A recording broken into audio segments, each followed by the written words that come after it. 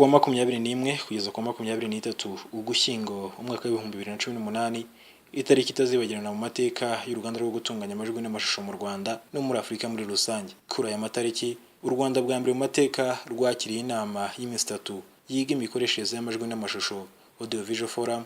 Igikorwa cyari kibaye ku nshuro yacyo ya mbere, cyitabirwa n'abasaga 300 baturutse mu mpande z'isi zitandukanye, kibera muri Kigali Convention Center. Iki gikorwa cyateguwe na Leta y'u Rwanda binyuze mu kigo cy'igihugu cy'iterambere RDB hamwe n'abafatanyabikorwa batandukanye. Intego y'iri huriro Audio Visual Forum ni uguhuriza hamwe abakora ibijyanye n'amajwi n'amashusho kugira ngo haganirwe ndetse hasangirwe ibitekerezo by'uko uyu mwuga warushaho guteza imbere abawukoramo no guhanga imirimo mishya, guhuza abafite imishinga y'amajwi n'amashusho n'abaterankunga bashobora kubafasha kwishyira mu bikorwa.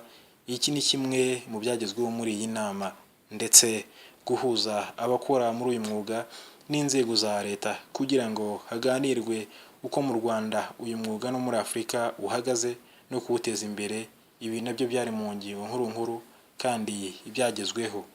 Izi ngingo nkuru hamwe no kuba abari muri iyi nama muri uruganda rw'amajwi n'amashusho barashyiriweho urubuga rwo gusabana no kumenyana kurushaho. Iyi ni imirongo migari yitezweho umusaruro ukomeye mu byavuye muri iyi nama y'iminsi 3 kandi izajya iba ngarukamwaka. Kigali Audio Visual Forum, umutungo mu by'ubwenge n'inyungu zishingiye ku myidagaduro. Ibi ni iturufu ikomeye ifatwa nk'imari ikomeye iruta umutungo kamere uboneka munsi y'ubutaka.